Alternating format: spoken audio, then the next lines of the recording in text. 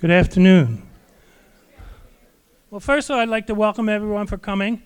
For our residents here, all your neighbors are up here. Make sure you make them feel good. I'm sure you will. And I have a couple announcements to make. First of all, twice during the show, the auditorium will go completely black, so don't get scared. And when you're leaving, okay, people with the rollators, please leave last. Let the other people go first. It'll empty it out faster. All right? Please turn off your cell phones. They do interfere with the mic system. If you hear a big squeak or a beep, that's because somebody has their cell phone on. There will be a short intermission. There's a couple little snacks in the back for everyone. When you do have a snack, during intermission, after intermission, I'm going to move trash cans by the door.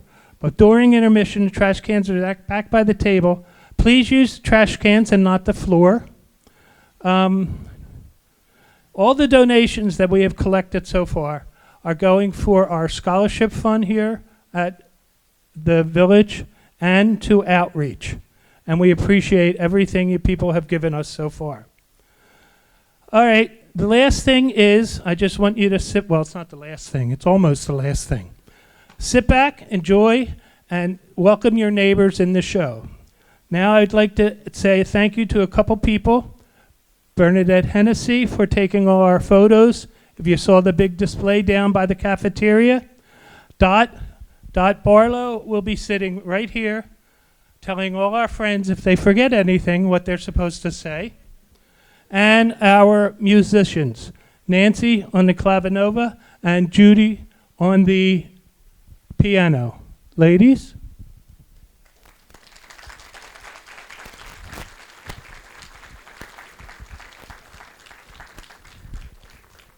So please sit back, enjoy, laugh if you want to, cry if you want to, but have a good time. Thank you.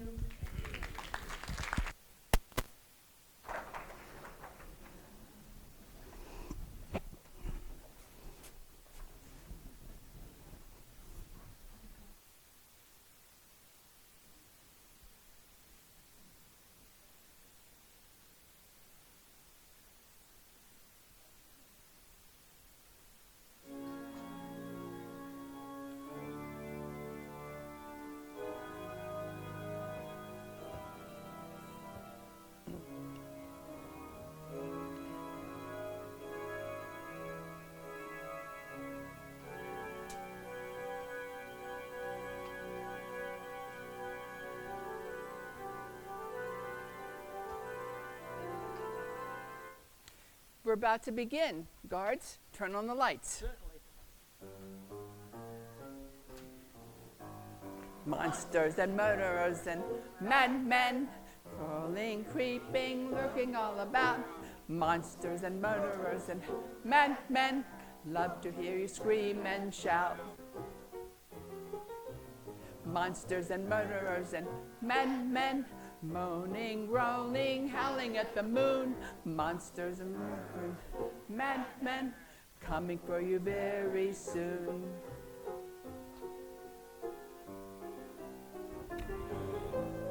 Who's that in the graveyard standing near a crypt? Something from a horror movie script. Stalking ever closer like a deadly curse. Wind up lying in an old black hearse. Grisly, ghastly, horrible display. Foul beasts of prey.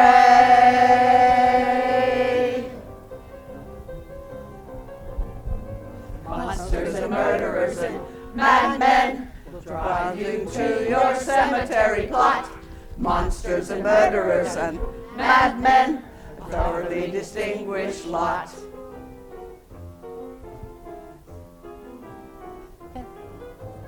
Phantoms in the attic, shadows in the night, living in the darkness, never in the light, hiding in the basement and underneath the bed. Best prepare, you could wake up dead. Closer, closer, evil in his cry. Best prepare to die.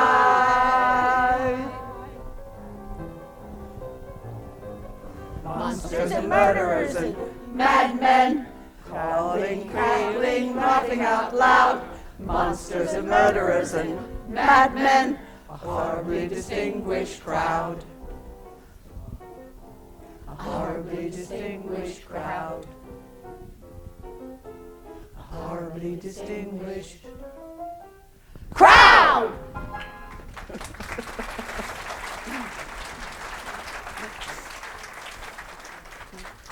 Dr. Vanderveer, Yes, Amanda. Lorinda Westbrook is already seated. I see, and she's brought her lawyer Elvira Gray with her. I'm hoping they don't plan to make any trouble. Surely not. She wouldn't make a scene in front of all these people, would she? Well, if she does, we'll just have to deal with it. Now, we need to start the presentation, but Dirk is late as usual. Can you see if you can find him, please? Of course, of course. The reporter and the photographer from the Sentinel are here. Is there anything else I can do for you? Not unless you want to put one of our distinguished guests over there in a sarcophagus. What? Oh, I shouldn't have said that. Lorinda. No, forget I said it. We need to start the presentation, so see if you're ready. And I sent Elena to go get Dirk. Okay? Yes, ma'am. All right. Ladies and gentlemen, my name is Dr. Johanna Vanderveer, and I'm the curator of the Hamilton Museum. And I'd like to welcome you here tonight for the lecture. We're running a little bit late, so please bear with us. The professor will be here momentarily. As you probably know, the professor is a world-leading Egyptologist. And oh, there you are now, Professor. As I was about to say, the professor is going to lecture you tonight on the marvelous discovery he made of the tomb of Menkaure. Menkaure? Oh, the pharaoh, a strange man, apparently, worshipped Wadjet, the cobra goddess. Had this life-size statue of her in his tomb. A human body with the head of a snake. Huge fangs, ugly woman. Head all swelled up. It's right here in your notes. My note. I must have misplaced it. Oh. Okay. Dirk. Sorry. Pesky infection, fungus. Oh, jeez. Got it swimming in the Nile. Well, I was swimming. It was already there. That is not the only fungus you brought back from Egypt. That devoted assistant of yours is what you brought. Francis, what are you doing here? What are you insinuating, Francis? Dirk and I are merely friendly co-workers. That's all. You tell that to the divorce lawyer in court.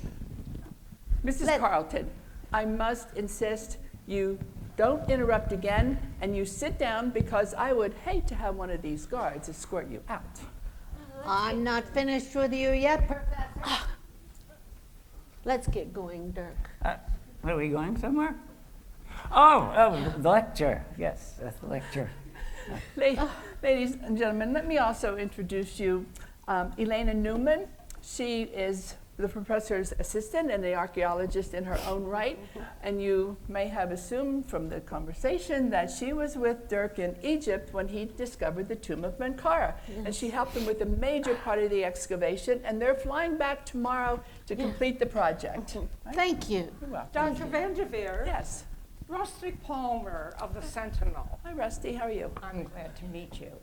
The Sentinel is going to publish a cover story for tomorrow or for this weekend. Good. And major publications such as Time and Life and National Geographic have requested that we submit pictures of tonight's happening. Okay. I've brought Betty Lang with me, our very, very best photographer.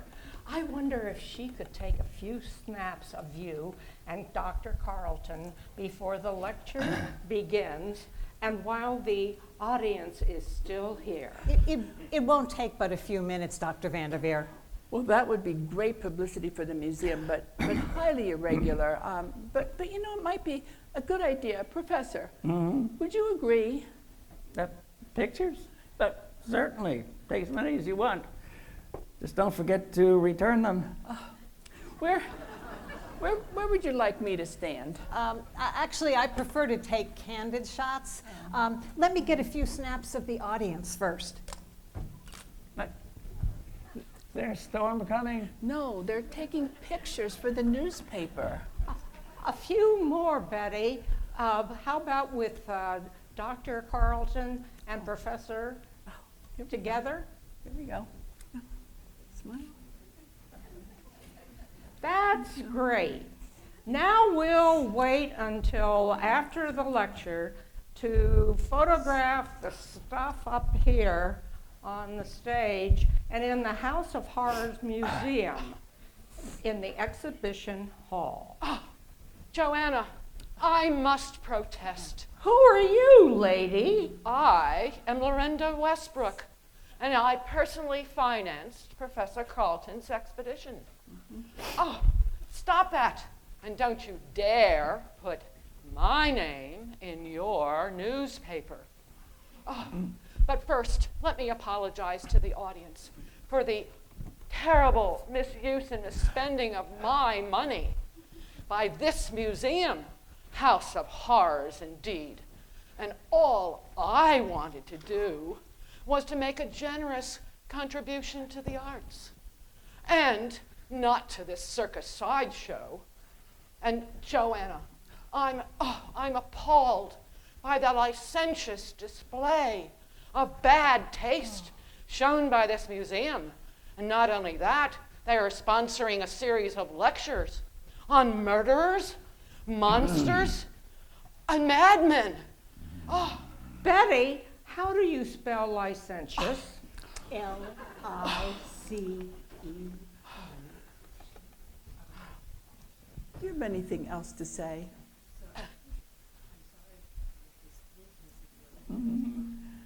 I'm sorry that you feel this way, Mrs. Westbrook, but even with donations such as yours from wealthy patrons, this museum still relies on the community, their support, to survive. Last month, we had a display of fossils from the Paleozoic era. And do you know how many people attended? 16, and they were 5-year-olds. They were on a school trip, and they thought they were going to see dinosaur bones. Mrs. Westbrook, whether you like it or not, people have come here in droves. They are fascinated by monsters, murderers, and madmen, just like they go to Madame Tussauds wax museum to see the wax figures, but mainly to have safe passage through the Chamber of Horrors. And that's why they're coming here.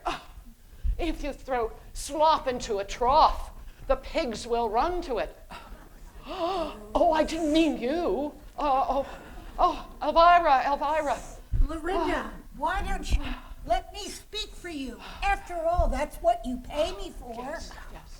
My name is Elvira Gray, and I am her attorney. Oh, this side. Gotcha. Elvira, really. Oh. How do you spell gray? With an A or an E? An A, G-R-A-Y. I am with gray, green, black, and white. Sounds like the colors of the Mongolian national flag. I will have you know, gray, green, black, and white is the most prestigious law firm in this city. Of course. How do you spell prestigious, Betty? P-R-E-S. Egyptians worship Egbert, the vulture goddess. Rumor has it that this vulture goddess was a lawyer. Oh my goodness! Neck head, a vulture's head on a woman's body makes the Cobra goddess look like Miss America. By comparison. Did you hear that? May I have your name, please? And yours. Is there anyone? I plan to subpoena some of you to appear in court as a witness when I file a suit against this museum for slander. Miss Gray, Elena and the professor were not really comparing you to the lawyer Neckbet. Because when it comes to horrible creatures, there's no comparison. Oh my goodness. Blasphemers, infidels, how dare you insult our goddesses in such a vile manner? You call Neckbet a horrible creature, and you refer to her and Yuajit as an ugly being? They are powerful deities and will strike you down. Beware lest the kings and pharaohs strike you down for your disrespect. Daddy, how do you spell blasphemer? My good man, you really believe that these mystical creatures exist? I have seen the results of their anger. Their revenge is swift and terrible. You say it was your money that funded the expedition Of course. which brought about the desecration on Mankara's tomb? Then you are as accursed as they, and you too are doomed to die an excruciating death. Excruciating! I hate the word excruciating. Die. You heard that. All of you here heard that. I would like to subpoena some of the witnesses here to come into court when this man is accused of making death threats against my client. Let's get my name. My name is Gahiji Amun, and I have come to reclaim that which rightly belongs to my country. But it is not I who will bring and rain down destruction upon your head. It will be the gods of Egypt themselves. Beware the curse of Menkara, reigning for 5,000 years. Beware the curse of Menkara. Woe to them who interfere. Beware the curse of Menkara. Behold, the warning is clear. Soon the gods of Egypt will seal your very fate. Hear the desert voices like serpents on the wind. Feel the wrath of Pharaoh as he lives again. Beware the curse of Menkara. You have defiled his domain.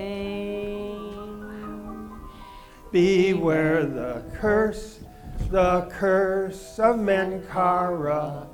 Those who defile will be stained. Beware the curse of Menkara. Death and destruction will reign. Soon the gods of Egypt will burn your very soul. Stop before this madness grows out of control. Beware the curse of Menkara, reigning for 5,000 years. Beware the curse of Menkara. Woe to them who interfere. Soon the gods of Egypt will seal your very fate.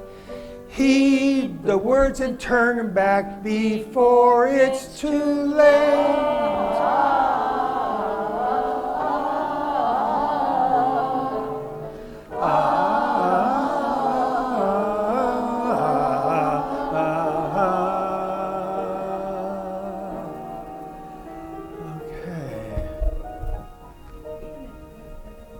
Kahiji, until I hear from these gods directly, I am holding you responsible. Just who are you anyway? As I said, my name is Gahiji Amun, and I have come to reclaim that which rightly belongs to my country. Oh, come, my brother. Nothing can be accomplished here today. We must deal with the infidels when the time is right. But Perhaps you are right, Isis, my sister, when the time is right. Amun, the god of mystery. Strange, interesting names. And then there's Gahiji, the hunter, and Isis. Isis, the goddess of magic. Their elementary school teachers must have felt strange. Oh, Mrs. Amun, your daughter Isis, the goddess of magic, has been caught chewing gum in class again. you cannot come over to this country and threaten our citizens. It is against the law. Huh. Your laws cannot touch us. What? We are aides at our country's embassy here, and we are not subject to your government's dictates. Oh, my. Oh. Is that true? Are those laws true? If they truly are AIDS, I'm afraid it is, Lorinda. We'll find another way to handle these foreigners. Embassy, huh? Better get their picture ready. And just what is it, Mr. Amun, that was taken from your country? The artifacts taken from the mighty Pharaoh's tomb, most especially the jewel. Yes, the jewel. Your department, your government department, has given us the right to bring the relics here and display them. Obviously, the overreaching acts of a corrupt government my. bureaucrat. Oh, The eye of you watch it.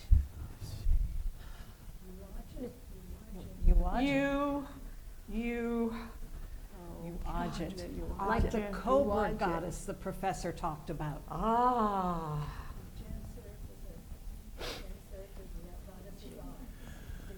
The gem served as the goddess's eye in a priceless gold statue discovered in Mankara's tomb. The jewel was removed and taken from the land of the pharaohs. I already said that. Your State Department, as I said, gave us permission to bring it here.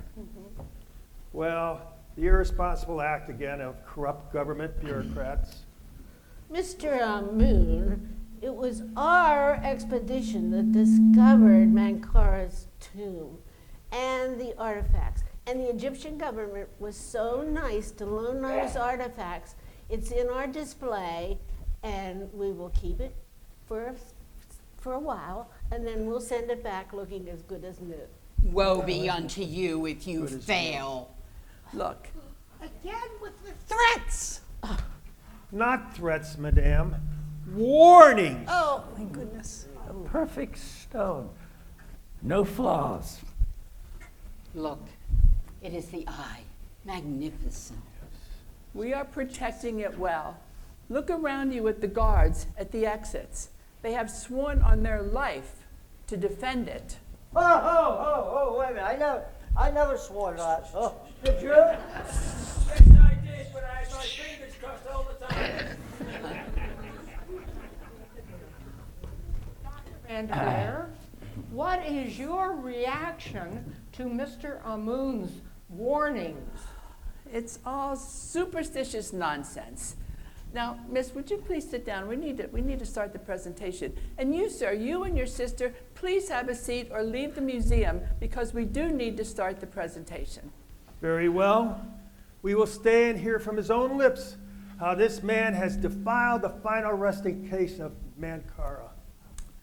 Jane, are you ready with the presentation? Yes, Mom. But please don't argue. It upsets me when you argue. I promise you we'll have no more disruptions tonight. Professor, You can begin. Go right ahead. No, the lecture. You can begin the lecture. Oh, the lecture, quite. Good evening. I am Professor Dirk Carlton, and first of all, I would like to thank Dr. Van der Veer. Van der Veer and her her club of trustees for their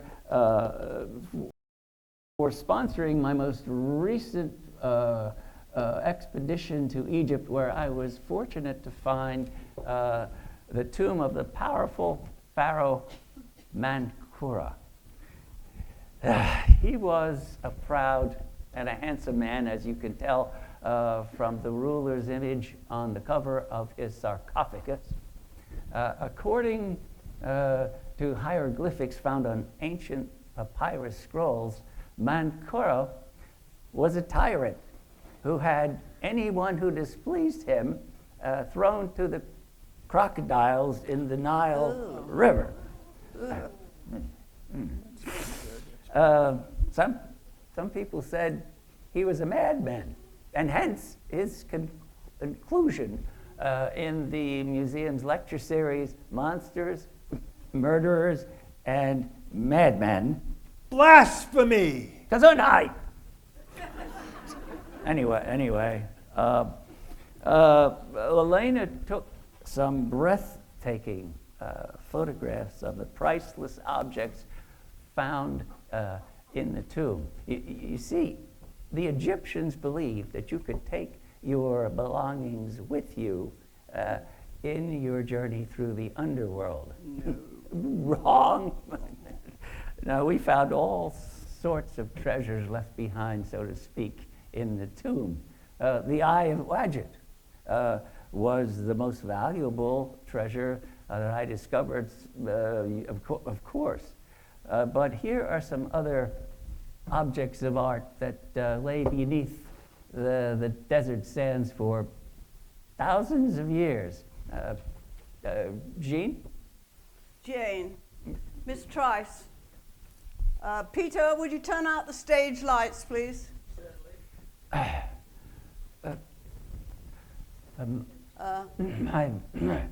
My first. Can we turn out the lights, please?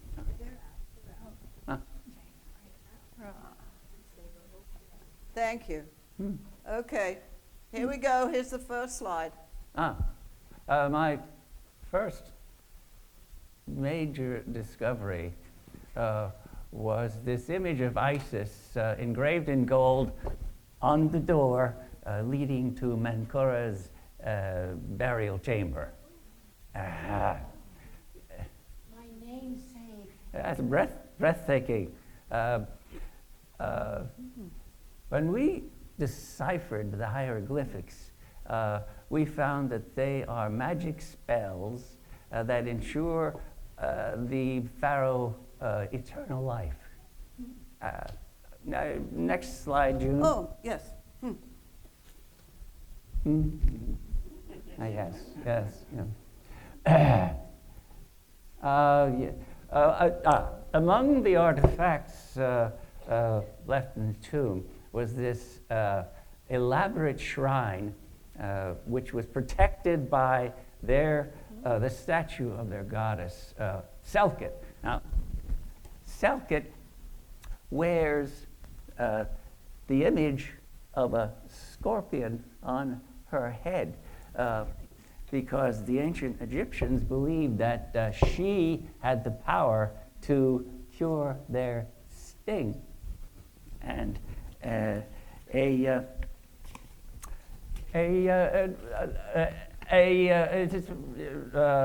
it's hearsay, but a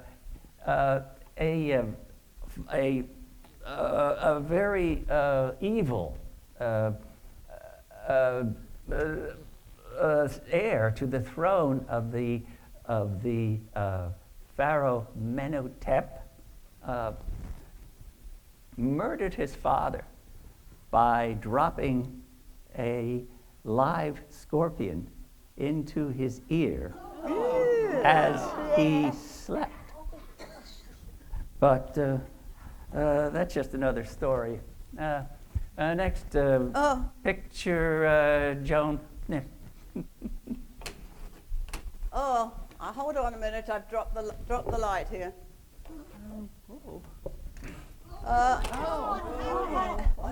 In a minute, I'll find it. No, don't turn the stage lights on. I've got it. I have it here. Okay. I think we're there. Yeah? You okay? Okay. Ah! Oh, lights. Guys, turn on the lights. Oh, this is tragic. This is tragic. Someone stabbed the professor in the ear with a pencil. I think he's dead. Oh, it's not funny. Murder in the house of horrors. What would people say? Murder in the house of horrors, a horrible display. Someone somewhere has hatched this evil plot. What we got is a terrifying plot. Someone somewhere, this killer must be caught. To be sure, yes, this killer must be caught. It's murder, apparently it's murder. A cold-blooded killer's running free. It's murder, undoubtedly it's murder. Murder in the first degree. Murder in the house of horrors. What will people say? Murder in the house of horrors. A horrendous foul play. Someone somewhere has hatched this grisly plot. What we've got is a terrifying plot.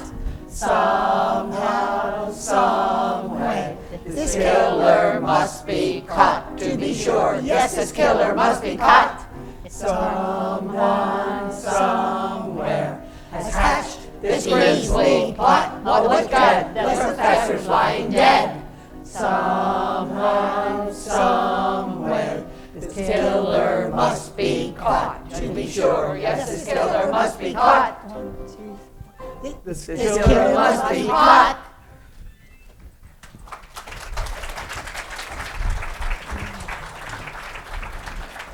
Oh, Dirk. Holy cow! This is going to be the story. Wow. And I'll get you plenty of photos. No, that would be terrible for the terrible for the museum. Gosh, shouldn't we be sure that he's absolutely dead?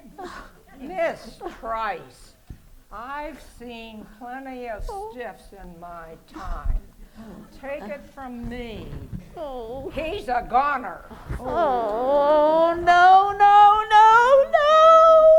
And you say you were just friends. Someone should call the police. I am very well acquainted with Lieutenant Dan Morrow. Did you know he's the head of the homicide division? You can call, but please use my office because the reception in here is very bad. Understandable, thank you. But Dr. Vanderveer, what about the jewel? You told me to keep an eye on it, and it's nowhere here. I totally forgot about the jewel. Everybody stay back from the body, please. Tony, make sure that everybody stays back. Oh, Dr. Vanderveer, I don't feel very well. Can I lie down on the sofa in your office? Sure, I guess so.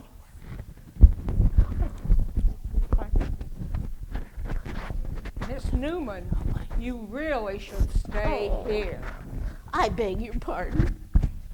Everybody here at the scene of the crime could be a murderer. Oh, my word.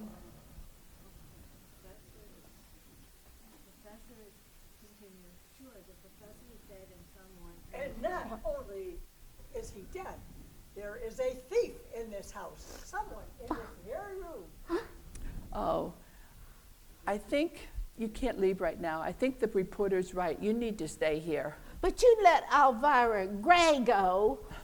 That was a mistake, but she couldn't have committed a crime. She's a lawyer. Anyway, Tony, just make sure things are under control here, please. You're right. That jewel could be under anybody's chair. Here. I'm financially responsible for that jewel. Please, we have to find it. Check under your seat, on the chair next to you underneath. Please, please find that jewel. And if anybody finds anything out of the ordinary, please let us know. I found out God under Cahoochie's No. The weapon is mine. Here. It fell out of my pocket. I'll take charge of that. That is not necessary. The professor was stabbed and not shot. Besides, I have a permit to carry the gun. Can I see it? Unfortunately, no. It's back at my in a jacket back at my abode. Well, in that case, I'll hang on to this until the police get here, and you can explain to them why you have to carry a gun into a theater and into a lecture hall. For protection, I carry the weapon with me wherever I go. I have many enemies. I have no doubts about that. Professor. Yes. Doctor, I notified and spoke directly with the lieutenant, and he said he's nearby, should be here any minute. But he also said he would notify the medical examiner's office to remove the body. Okay. Body? Body?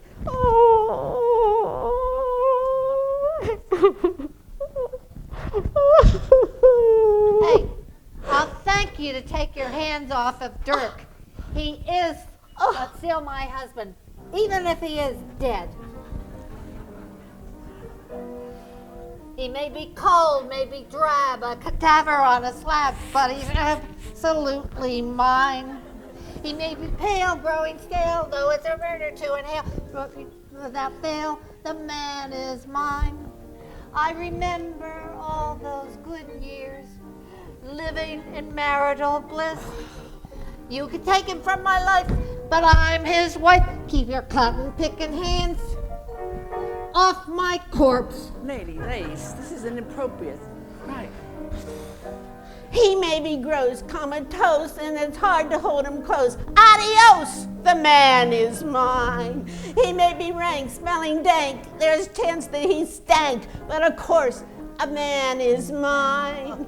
I remember all the good times, traveling all over the world. And when it's true that you were his wife, you had no life. Keep your cotton-picking hands off my corpse. We may be nitpicking, grief-stricken, like thinking no stinking. Dirk's not kicking. Keep your cotton-picking hands off my corpse. How simply queer, lying here with a pencil in his ear. Don't interfere. The man is mine. That ghastly grin, morbid skin, rigor mortis has set in. Toe to chin, the man is mine. I remember him so dearly, the softness of his smile. I'll always keep him in my heart till death do part. Keep your cotton-picking hands, though he's looking awfully bland. Keep your cotton-picking hands off my corpse.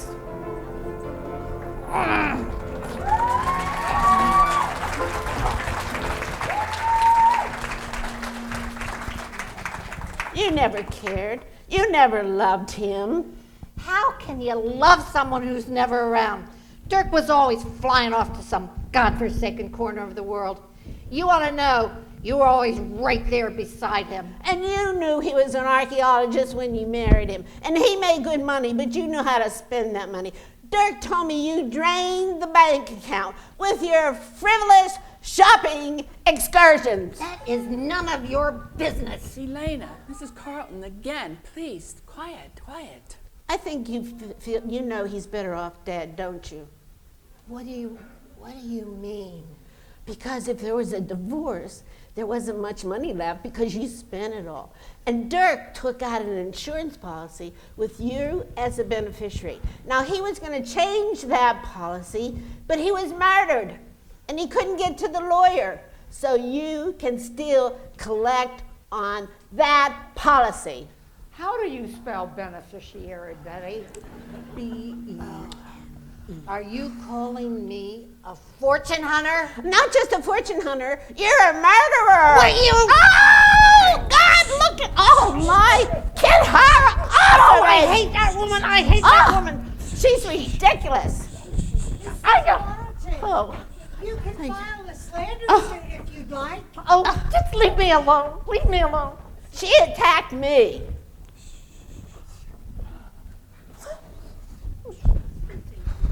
I know.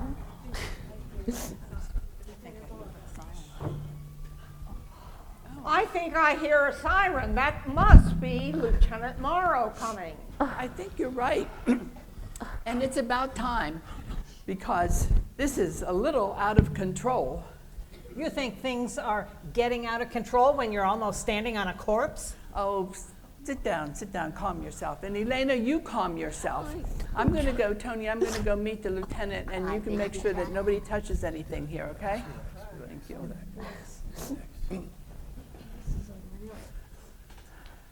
Wait a minute, where do you think you're going? A valuable artifact belonging to our government has disappeared. We must inform our embassy at once. You can make the phone call after the police are through with you. Until then, you are staying put. Now sit down. Under whose authority do you plan to keep us here? Smith and Wesson. Tony, is there anything I can do to help? I'd like to do something that's so nerve-wracking. Oh, I know, Jane. Poor Jane. Why don't you come and sit down up here, Jane?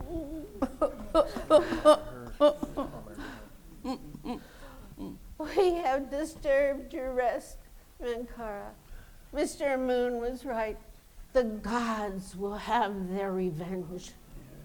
It was not an Egyptian god that killed the professor, Miss whatever your name is. Newman. It was somebody in this very room. What makes you think that? Anybody could come through that door over there and kill Dirk. Well, my guards have been stationed around this auditorium to watch over all the artifacts out there. And surely they would have seen anybody moving about. Oh, how trustworthy are these guards? They would have taken the jewel because it's worth a fortune. No. Lieutenant, this is Professor Carlton, and this is Tony, the lead guard. Now, Tony has examined his body to confirm that he's dead, and she's also examined his clothing because when the lights went out, he was holding a rare jewel, and it is nowhere to be found.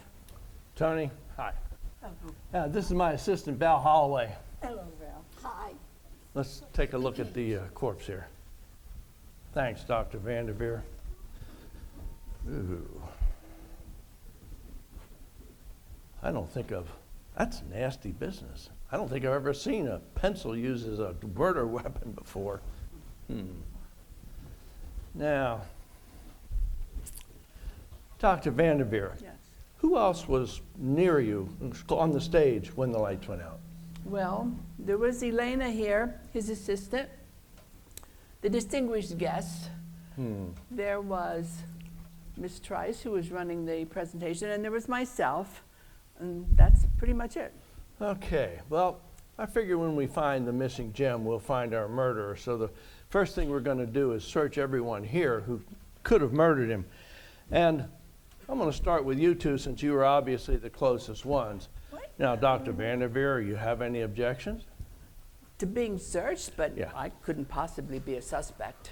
Well, frankly, Doctor, everyone here is a suspect, except, of course, for Officer Holloway, myself, and old dead Dirk over here. So how about you, Miss Newman? Oh, I have nothing to hide, nothing. Well, good. So, Dr. Vanderveer, is there a place where we can start the searches? There are some dressing rooms right around the corner. Good. Okay. Well, then that's what we'll do. So if you two go with Officer Holloway and Tony, please. Ridiculous. It's ridiculous. Isn't this ridiculous? Now, Dr. Vanderveer has filled me in on the basics, but what I really need to do is learn more about your connections with Professor Carlton here, because even though robbery is the apparent motive, it might be just a smokescreen to cover up a more sinister reason to kill the man. Yeah, I need some more information. Lieutenant Morrow, Rusty Palmer of the Sentinel. Oh, Rusty, you're here to cover the exhibit for the Sentinel? Good. Yes, I am, yes, and I brought Betty with me, Betty Lang. Betty, good to see you. I've known these two before. I've seen them in many investigations, and they're a very good news team. So, Rusty, if you got some more information that's going to help my investigation, I'd like to hear it. Sure, absolutely, Well, I can help you. Good. Well, let's get started. We got a lot of ground to cover. Okay.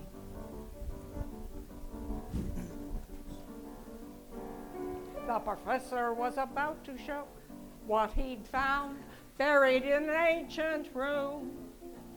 Treasures long forgotten on Egyptian ground, enough to fill a pharaoh's tomb. Mrs. Westbrook, who underwrote the fateful trip, is really not the least amused. They built a house of horrors, yes, it made her flip. She says her money's been misused. And that's what happened, that's what really happened, that's what happened tonight. An attorney named Elvira Gray, spelled with an A, says she's going to settle the score. She's going to sue without delay a half a dozen folks or more. Then there's Frances Carlton, the weeping widow, who planned to file for divorce. The professor had a fling with a bright young kiddo. Yes, that's Elena Newman, of course. And that's what happened, that's what really happened, that's what happened tonight. Miss Newman was an aide to dead Dirk Carlton. She's the only one that knows. Elena's with the cops, taking off her clothes. Gehiji and Isis, two Egyptian folk, warned about Menkara's curse. And then couldn't get worse. And then there's Tony, the jewel protector, and Jane, who was running the slide projector. And there's the body.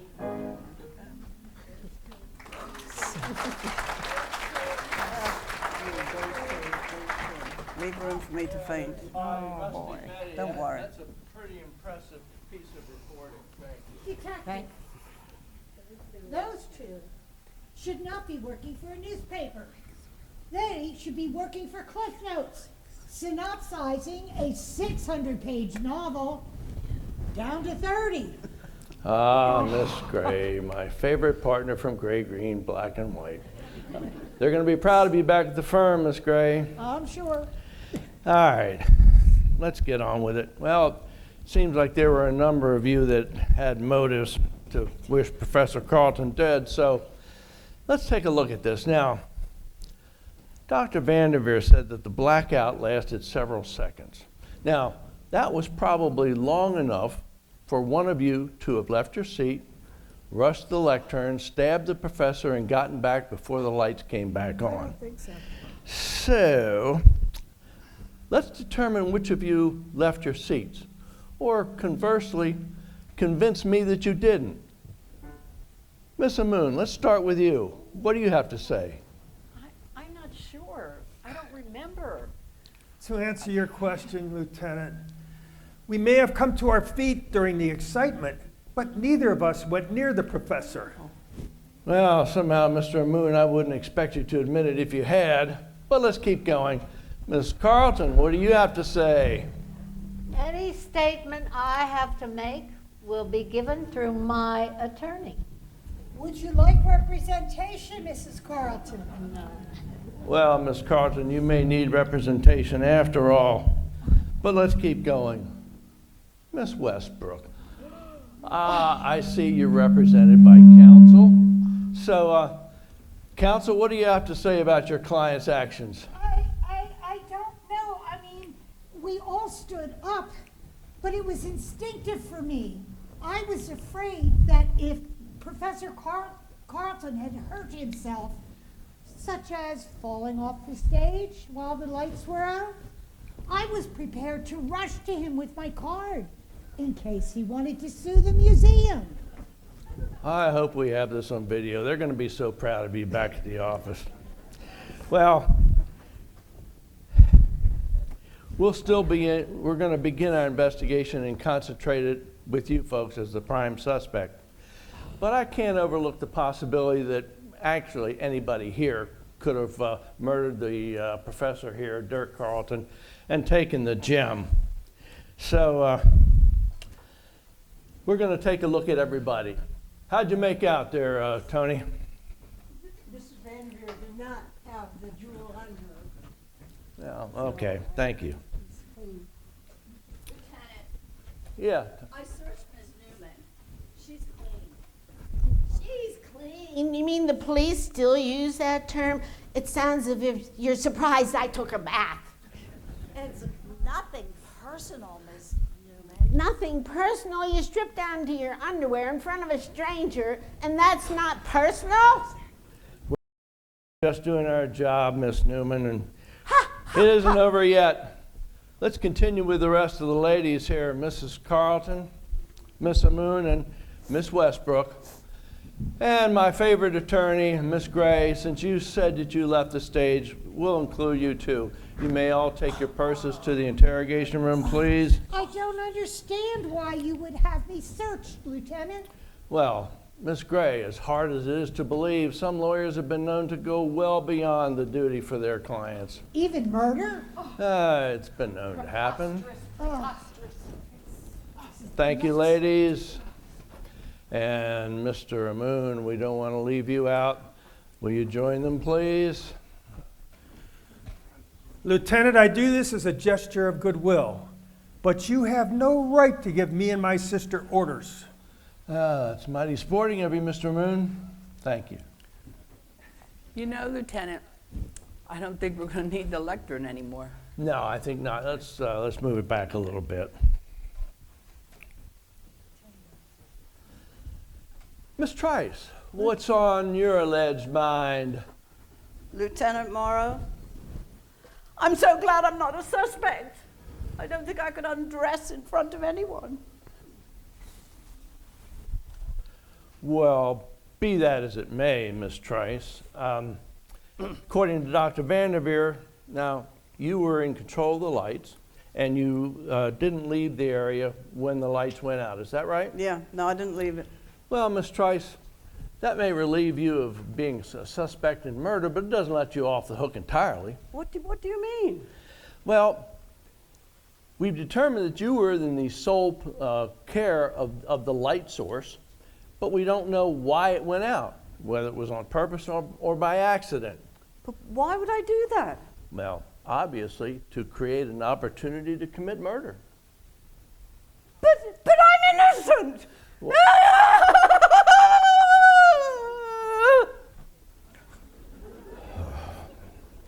I hate it when suspects do that. Lieutenant Morrow, I wanted to... Jane, what happened to Jane? She just fainted. She'll be all right. Give her a couple minutes. She's very emotional. It doesn't really take much to upset her. I guess it would be kind of tacky to take her picture now. I would have to agree with that. Dr. Vanderveer, the floor is getting kind of cluttered up here. Do you have any idea where the medical examiner is?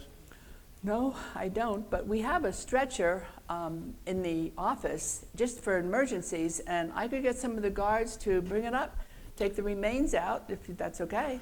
Okay, yeah, except that actually we usually like to have our crime lab photographer take some pictures too before that we do that. Lieutenant Morrow, I got several shots of the professor after the lights came back up. Betty to the rescue again. That sounds like a good idea.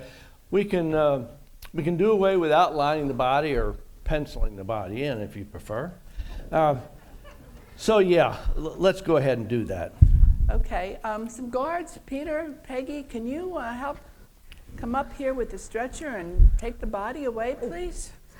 The body. They're taking the body away. Oh!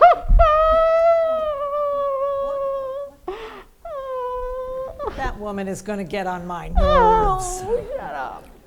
Good grief, she's at it again. Oh, no. Oh, no. That's the third time you've hugged him tonight, which is more than I have in 3 years. Look, I'm not telling you again.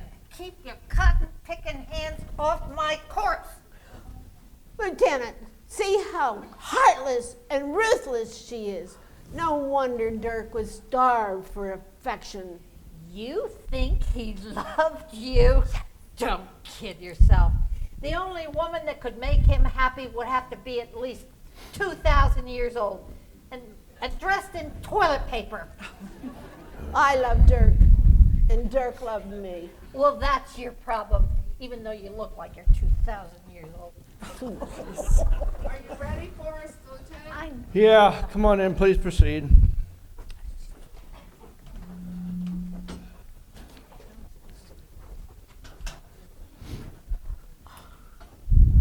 Oh, Did you find anything on Mr. Moon? Oh, except this, which I took charge of earlier. I'll take charge of the gun. Thank you, Tony. Lieutenant, I would like a receipt for that revolver. Well, actually, it's a Glock 19, and if I decide to keep it, I'll give one to you.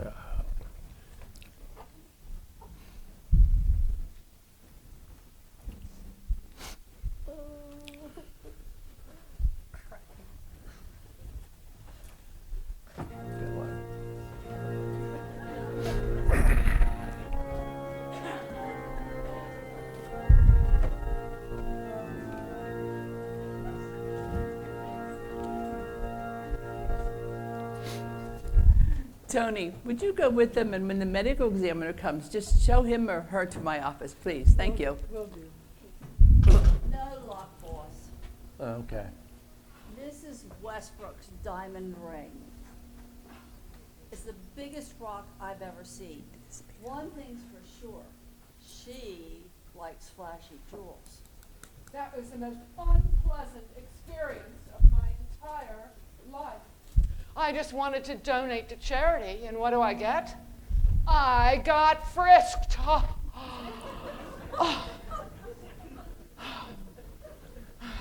You know, Lieutenant, if I catch pneumonia, I am suing the police department. Lieutenant Morrow, are you going to haul us all off to the Hoos Cow now? No, not just at the moment, Miss Carlton. First, you're all going to be extensively questioned by me. And not only that, since it's not often that I encounter so many witnesses to a potential crime, I'm going to try and get the impressions of some of the folks out here. It may be a big help to my investigation. You know, you've already discovered that many of these people have personal reasons to want harm to come to the professor. But what could I possibly have? What are my motives? He's brought nothing but publicity to the museum. Oh, that's exactly right. Right. As a result of the murder, Dr. Vanderveer, it's obvious your museum is now going to be world famous. So you put your finger right on it. Especially since the theme of tonight was monsters, murderers, and madmen.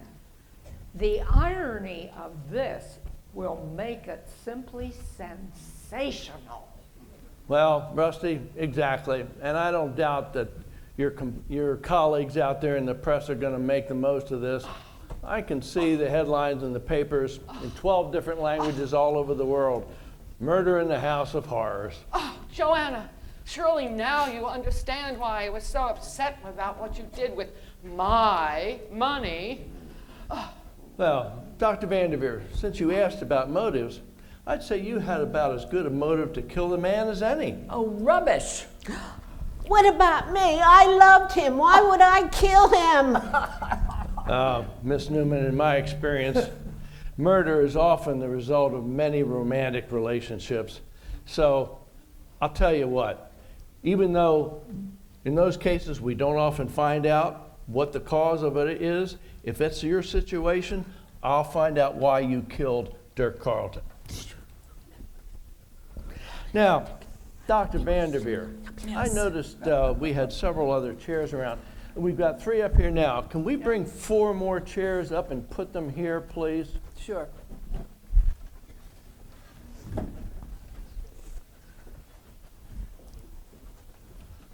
Okay. All right, 1, 2, 3, 4, 5, 6, 7, 8. So, good.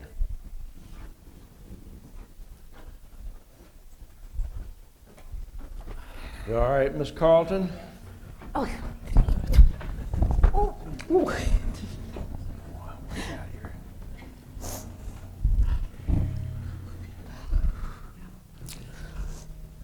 Now, Miss Carlton, I realize you're very upset, but I still tend to interrogate the rest of you myself. So just hang on for a minute. Well, we know what it's been like to the House of Horrors, strung out on the rack. Well, don't worry, we're not finished yet. Jane, you have a quizzical look on your face. Were you wondering about anything? About the jewel, perhaps? Lieutenant, Yes. I was wondering, What? what about the jewel? Why would anybody steal the jewel? It's such a noticeable artifact. Anyone would recognize it if you took it to a jeweler's to sell it. I mean, the jeweler would, of course, I think, concentrate on looking at it and then probably call the police and say, You are a naive young woman, Miss Trice. The thief certainly would not take the jewel to a jeweler. There are a great many multimillionaires throughout the world today in the world. Many of them acquire rare treasures to house in their private collections. Once they have attained all that they can attain and wealth that a human couldn't spend in a lifetime, what do you think they strive for then? They strive for the unattainable, or at least that's what many of our powerful figures do.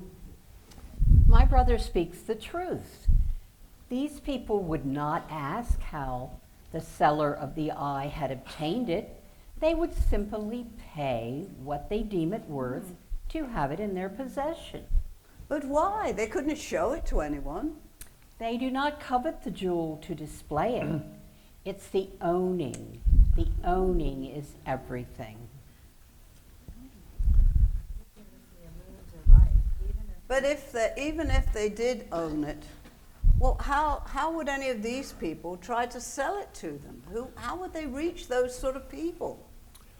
Legitimate question, Jane. But frankly, it's all about connections. And these folks here have a lot of connections, so let's take a look at them.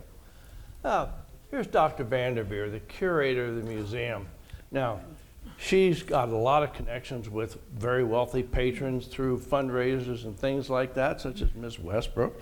And of course, there's Miss Westbrook here, who travels in the same social circles as the millionaires and billionaires that Mr. Amoon mentioned earlier.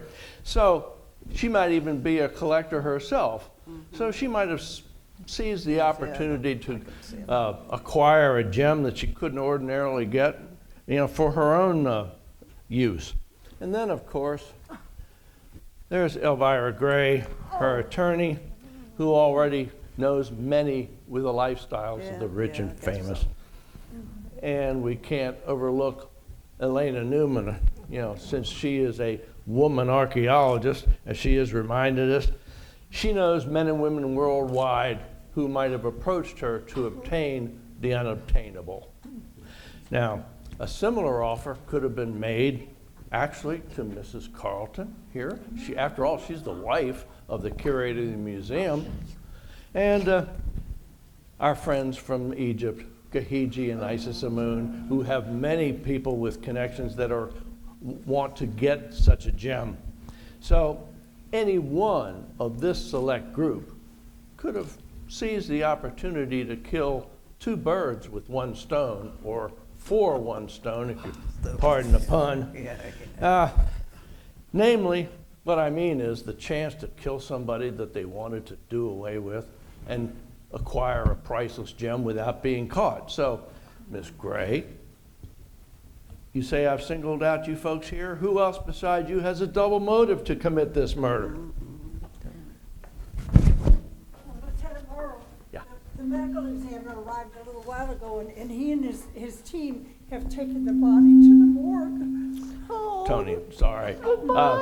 That just means that his Dr. Vanderveer's office is available. May we use your office for interrogation, please, Dr. Vanderveer? Certainly. I can't believe he's gone. Professor Carleton? Yes. Oh! Is it something I said? Well, it wasn't something you said. It's the fact that you said anything at all. Dead men don't usually talk. Dead men? You mean Dirk? Who are you, sir? I'm Kirk Carleton, Dirk's twin. Like my brother, I'm a professor of ancient cultures and an archaeologist too, except my field of interest lies in Chinese antiquities. While Dirk's specialty is Egyptian relics. But did you say, or maybe I should say was, did you say Dirk is dead? I'm afraid so, Professor Carleton. I'm Lieutenant Marr of the Homicide Division, and apparently your brother was murdered right here tonight on this stage. Murdered? How? Why? By whom? Well, that's exactly what I'm going to try and find out. I was about to question the prime suspects here in Dr. Vanderveer's office, and if you'd like to, you can come along and help me. Just try and stop me. I don't believe somebody murdered my brother. I'm not going to stop until I know who killed Dirk. It's a fact that one of you is lying. No denying one of you is guilty. One of you is surely justifying a vile piece of handiwork. Poor Dirk! Poor Dirk! What's the reason? What's the motivation? Correlation? Who could be the culprit? We will find through this investigation who killed Dirk. Let's try the direct approach. Was it you? Not I. Was it you? No, never. Was it you? Positively, absolutely absurd. Was it you? No. Was it you? No. Or maybe you? The most preposterous thing I've ever heard. You look suspicious. Me? Yes, you. Or was it you? You're joking. Not at all. It wasn't us. Was it you? No! Or maybe you? No. What about the guards? What? Stop this evil masquerade, this cat and mouse. Somewhere there's a killer in this house. Like that one of us is lying, no denying one of us is guilty. We will find through justifying a vile piece of handiwork. Poor Dirk, poor Dirk. It's a fact that one of us is hiding, simply biding time till they can vanish. Always thought that I was law-abiding. Who killed Dirk? Someone here has gone berserk. Was it you? Was it you? Was it you? Or you? Or you? You look the type. Was it you? Or maybe you. I think I see the killer now.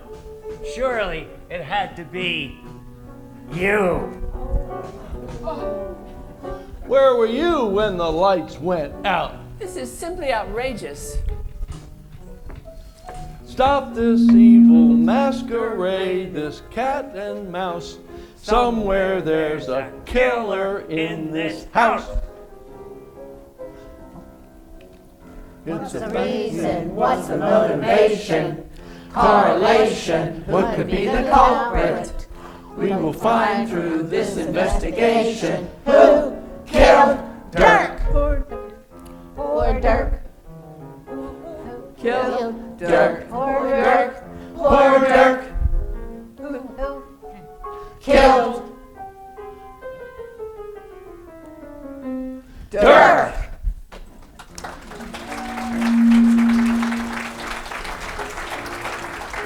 I'm going to release the prime suspects to go back to the interrogation room now, but don't worry, we will find out who killed Dirk. Now, I can't release you all as of yet, because I have further need of your assistance, but during this time, I've asked the museum guards to circulate among you and make note of anything you may have, any suggestions you have that may help this investigation, and they're going to pass them on to me. Lieutenant Morrow. Yes, Rusty? Let's go the back way. Could I interview the witnesses as well? And Betty can help me. It would be a big help to the story. Sure. That'll be good. Just let me know what you find out. And Tony, I want you to secure the stage. I expect to see all of you back here in 10 or 15 minutes. It's a fact that one of us is lying. No denying one of us is guilty. It's a fact that one of us is hiding. Who killed Dirk? Poor Dirk. Poor Dirk. Who killed Dirk? Poor Dirk. Poor Dirk. Who killed Dirk?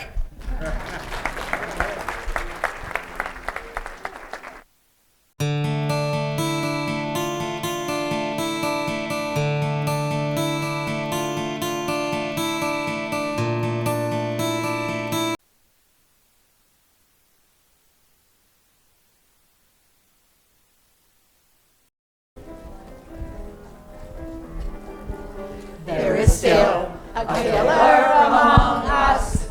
A never-ending nightmare has begun. We could perish one by one and never see a face. There is still a killer among us. Regrettably, it's true, this place is hexed. You should worry who'll be next. Is this our final resting place? Someone's in the room, hiding, hiding, waiting for a chance to strike again. Someone's in the room, chiding, chiding, killer on the loose. Catch me if you can. Hurry. Oh, very cute.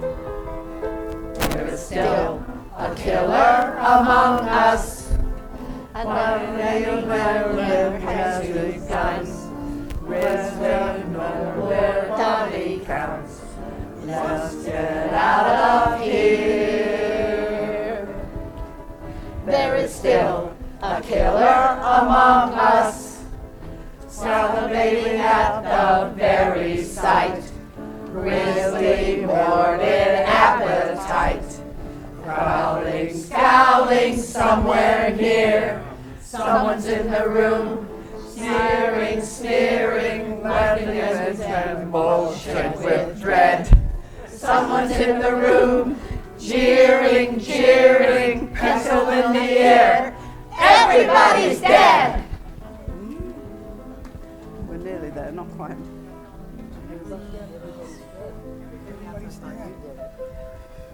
There is still a killer among us. A never-ending nightmare has begun.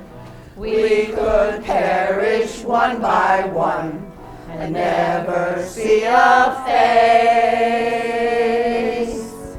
There is still a killer among us. Could it be this place is really hexed? Should we worry who'll be next? Is this our final resting place?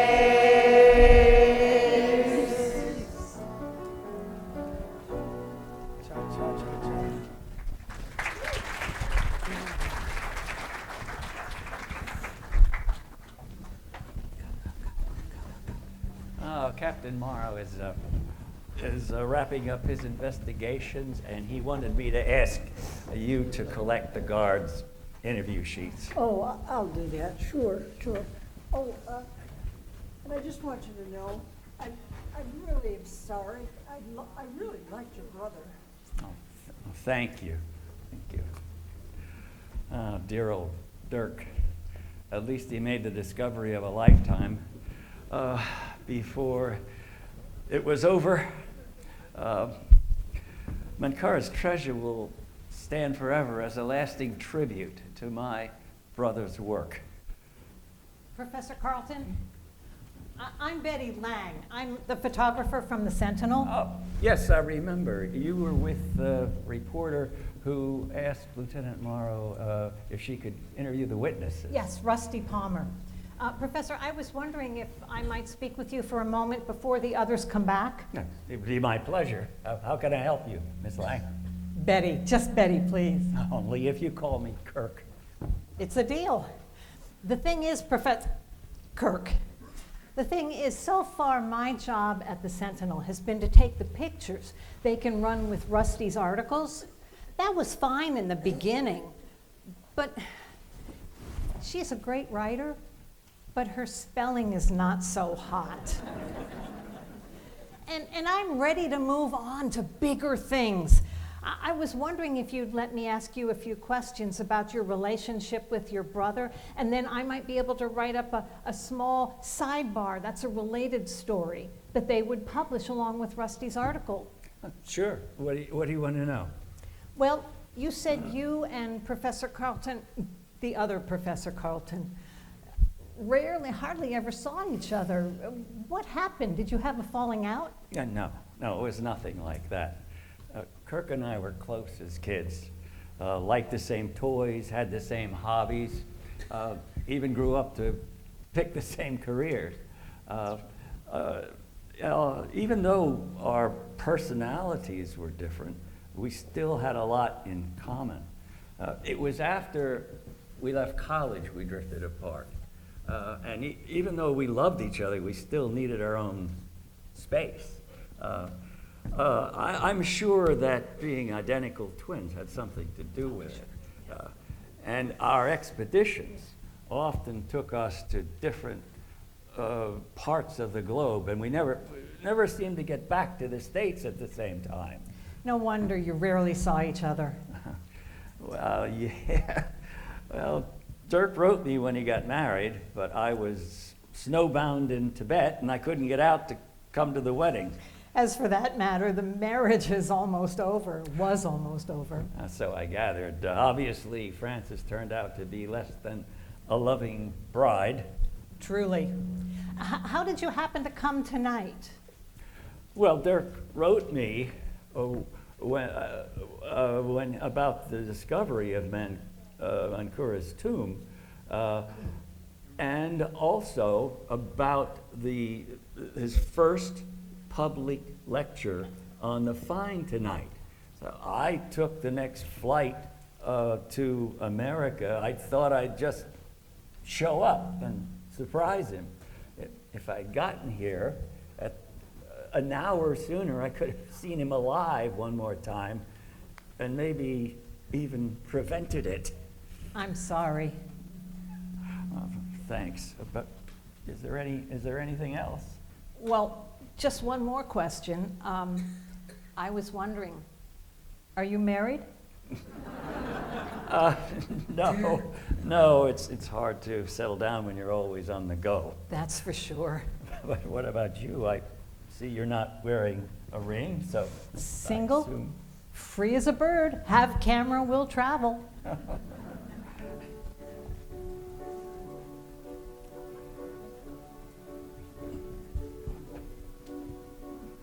One more chance to know, one more chance to see, one more chance to grow. Is it meant to be? One more chance to feel. Time has come to heal. One more chance to love. Can I make it real? And when I find her, she will comfort me through endless days and lonely nights. I can feel her there. She's that someone I've been searching for. One more chance to take, one more star to reach, one more wish to make. My love, I beseech, one more chance to love, one more chance to say, I'll be yours today. Silently I pray, and when I find him, he will comfort me through endless days and lonely nights. I can feel him there. He's that someone I've been searching for. Have I found the woman of my dreams? Have I found my love? I know that she'll be with me everywhere I go.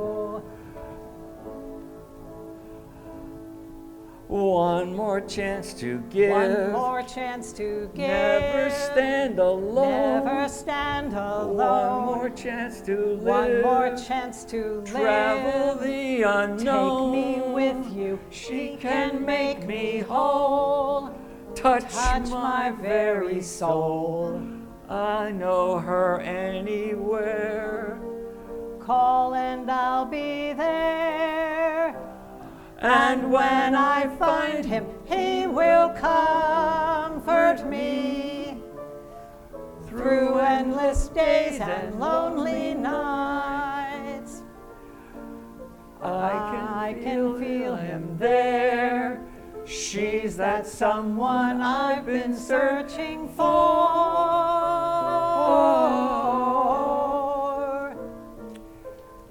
She's my wandering star, shining evermore. She's someone I've been searching for. Don't move, don't move.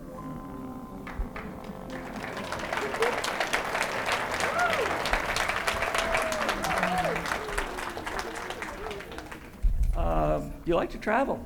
I love to travel. Ever been to China? No. Oh, that would be awesome. How long a trip is it? How long's the flight?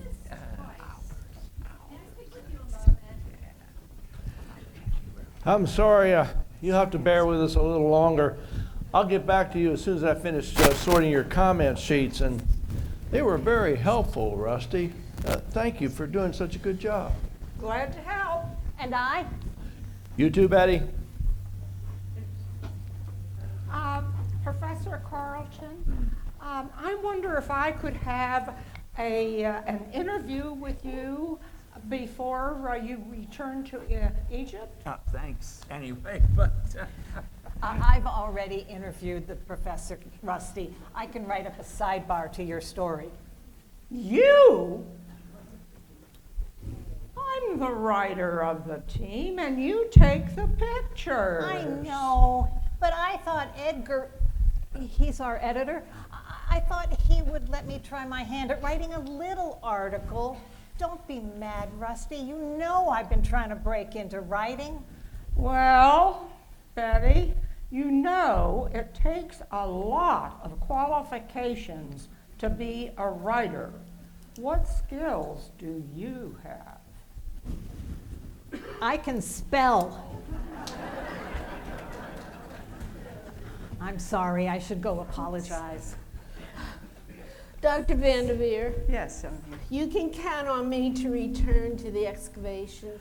It will be difficult with the memories and everything, but it will be a memory for Dirk and I. And I know he would have appreciated that.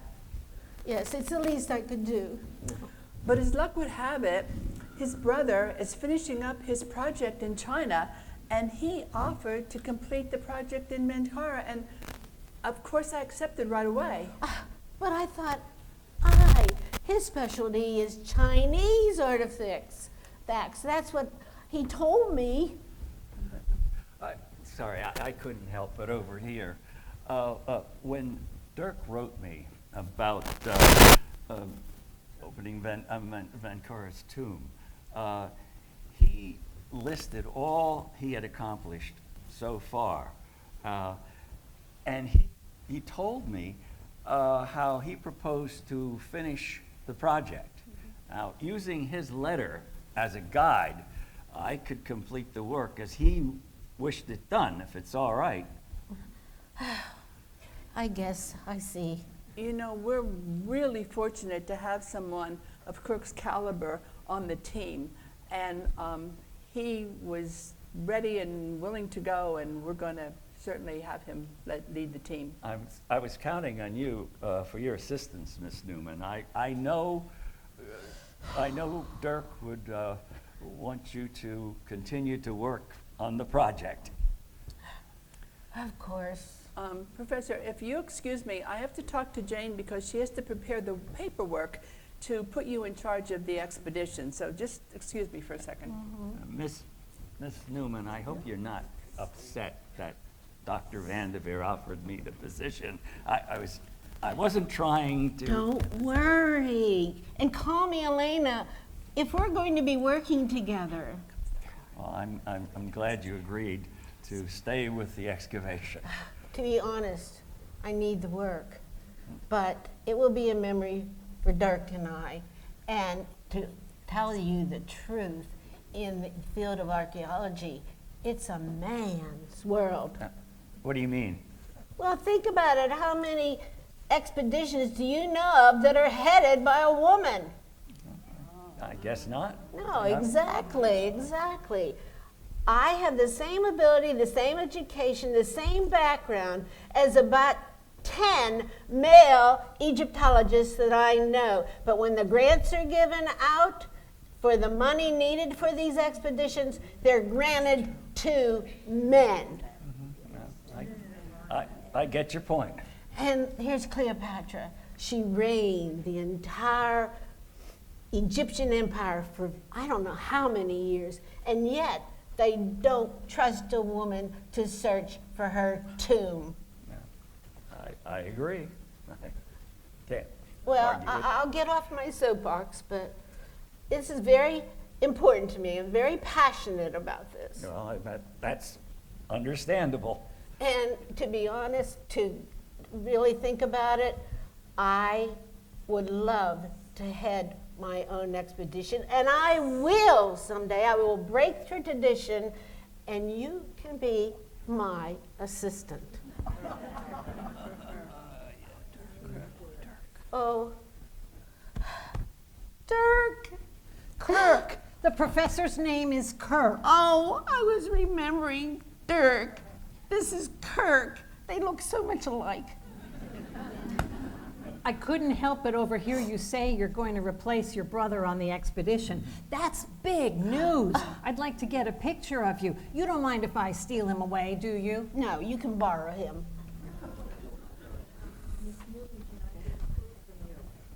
Miss Newman, can I get a quote from you about your experiences with Professor Carlton? It was an honor, a real honor, to work for Professor Carlton.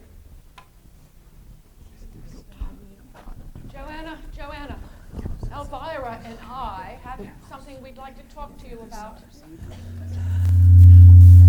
Of course, Mrs. Westbrook. Elvira has informed me that after tonight's horrendous events, that museum for besmirching my good name and good reputation. You know, Elvira would put a suit on a total stranger quicker than a clothing salesperson on commission. That's slander. Slander? Is it slander? To tell a skunk it stinks? Oh my goodness. I think not. With my understanding of the law, it may be a rude comment, but it's not slander. To be slander, it has to be untrue, doesn't it? Oh my goodness, yes. Oh, excuse me, everyone. If this lady, Miss Gray, has talked to you about a lawsuit, would you all raise your hands?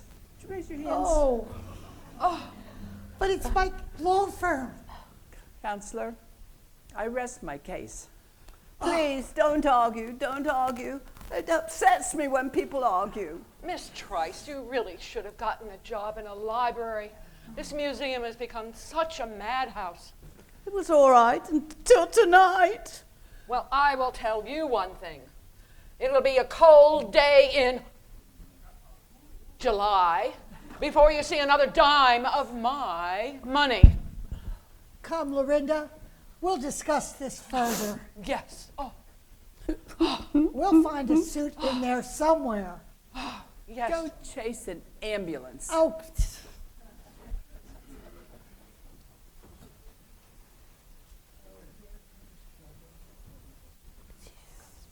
Oh, here comes trouble. Oh no. I couldn't help but overhear your little interview. Don't you think if you're doing an article about Dirk, a quote from his wife would be appropriate?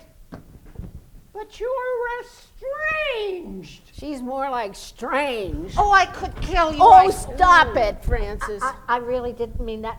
It's a figure of speech. You see what you make me do? I can't bear this terrible temper. And if you're going to give Miss Palmer a quote, why don't you make it a confession? Because I didn't kill my husband. That's what you say, but you were there that night. After months of separation, you were there when he was murdered. There were a lot of people there tonight. Yes, but you're still on that insurance policy. You are the only beneficiary. Oh, my. How do you spell beneficiary? Look it up. Good. Listen, Helena, I don't care what you say. I'm not going to let you or anyone else frame me for Dirk's murder. I didn't do it. That's what you say. Excuse me, Miss Palmer. I cannot take this yelling from a hysterical harridan. I just want to say that despite everything, my husband was a wonderful person, and But you're a terrible wife. You were a terrible mistress. I can't wait to hear what exciting discoveries you make when you take over the excavation of Mankara's tomb. I'm looking forward to getting started. My sister and I could not help overhearing about your next travels. You plan to continue the unearthing of Mankara's tomb? That's correct, Mr. Amun. Have you learned nothing from your brother's tragic passing? Do you wish to bring doom upon your own head as well? Pretty hard-headed, Miss Amun. I'm willing to risk it.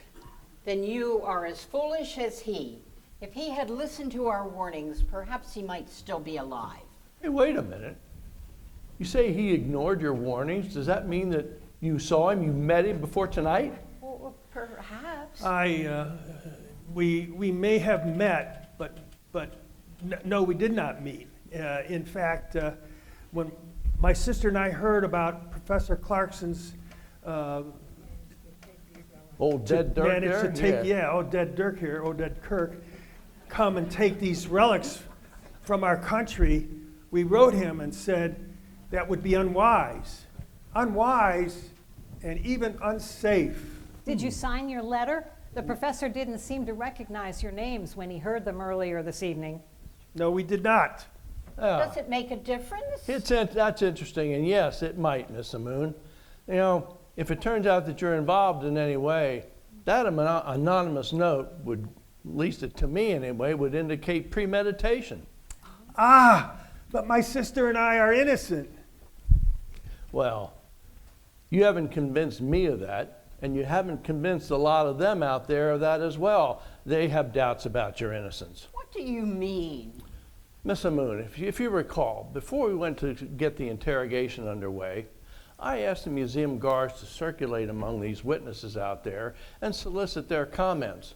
And Betty and Rusty helped, and Tony and Val and I have been going through them. Many of the people that Rusty and I interviewed are sure they know who killed Professor Carlton. Yeah, that's right. A lot of them out there think that they can identify the murderer.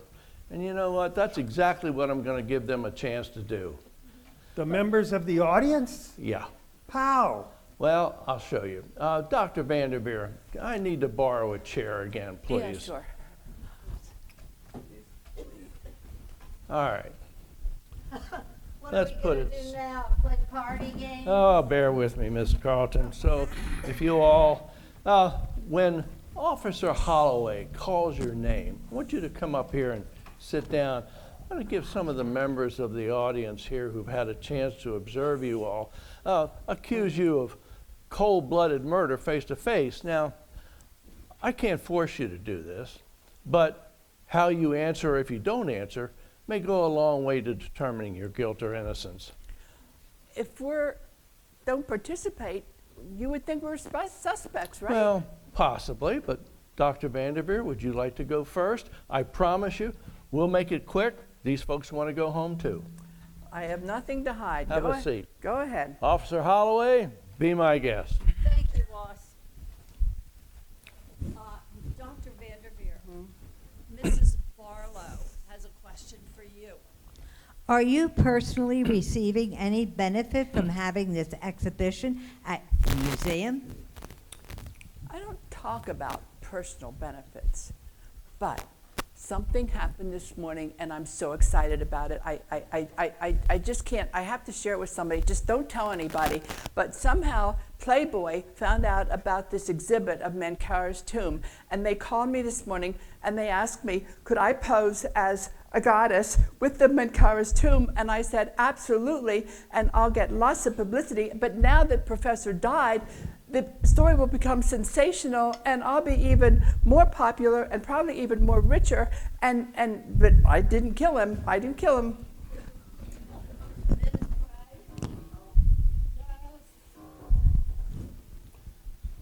Yes. Mrs. Merhar has a question for you. Yes, Mrs. Merhar.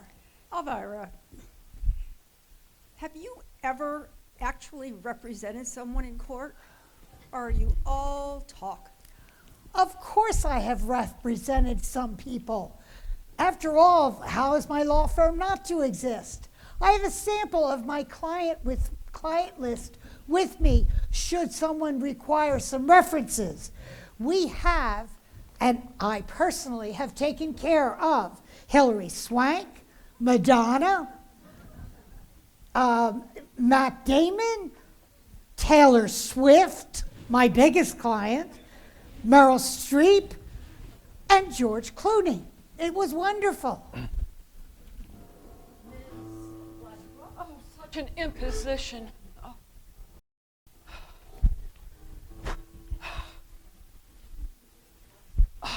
Mr. Hurlbut has a question for you. Yorenda, how wealthy are you to have enough money to fund this exhibition? Or will you be making even more money from an insurance claim? Oh, darling, you just don't understand about how wealthy the Westbrooks are. I am Tiffany's best client. And when it comes to insurance, don't worry, darling. We own all the insurance companies. Oh. I mean,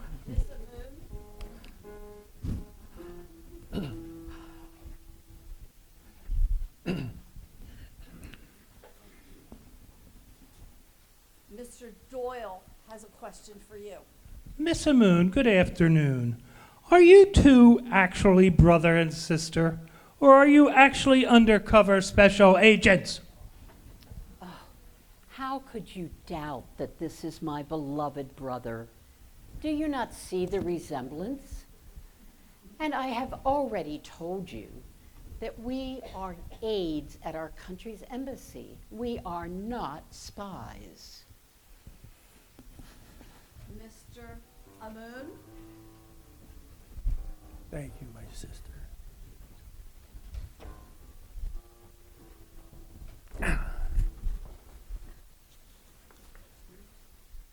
Mr. Pugliese has a question for you. Are you any type of official in the Egyptian government? Yes, but I have been recently directed by my government to lead another mission to the ancient city of Nippur, Egypt, where we have discovered a new clay-edged tablet that shows the first evidence of the first lip lock or lip kissing in the world, dating back to 250 BC. This shows that humans were twisting their tongues together much earlier than previously thought. And that Egypt led the way on, some techniques such as rizzing up your girl.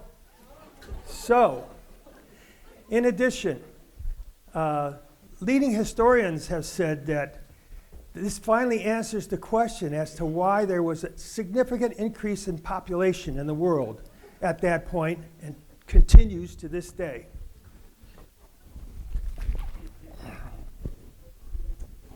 Mrs. Carlton. Circus here. Mr. Reiner has a question for you. What? Mrs. Carlton, when did you know Professor Dirk Carlton was going to file for divorce? You want answers? Can you handle the truth? I'm the one seeking divorce. Newman. Hello, Newman. She and my husband, that I won't say SOB, I'm not going to say that. They carried on a sordid affair, months, maybe even years, right under my nose. They tried to humiliate me as much as they could. I couldn't sleep. I had to join Alcoholics Anonymous. My doctor said I have an overactive fork. I need to tell you what they've done. They've ruined my life. I think they got their stupid, ugly heads together, and they want me to do myself in. They want me to. No! You called me up here, I'm staying here. Besides, I won't have to go to my psychiatrist because I can vent here. Anyway, my sleep. They call me all hours of the night, or else they ring the bell and run away. They drive their car and honk their horns. They body shame me. Oh, shut up. Oh, no! Stop it. Anyway, they body shame me. They say, hey, Francis, don't eat anything fat. And I say, you mean bacon? They said, no. I said, hey, fatty, don't eat anything. Well, anyway, I'm going to. No, shut up, Newman. Anyway. Anything more, Ms. Carlton? Oh, yes. Well, hurry up here. She's despicable. I hate that woman. You know what? The worst thing she ever did was call up the authorities on the Mrs. the Mrs. Freedom Village congeniality group. They took my name off that. I don't know why, but anyway, I'm going to sue that company, those judges, and I'm going to sue her, Mrs. Gray. Happy to help. Yes, I'm going to sue them and her because they have really hurt my feelings. I have to follow that. Miss Newman. I have to follow Francis's talking mule. Mrs. Pugliese has a question. Eleanor, hello. We're both from Pittsburgh. Elena, Yes. now just how long were you and Professor Dirk Carlton in a relationship? A long, long, long, long time. I lost my virginity behind the tomb. And from that time on, Dirk and I had a standing reservation at Motel 6, Cairo.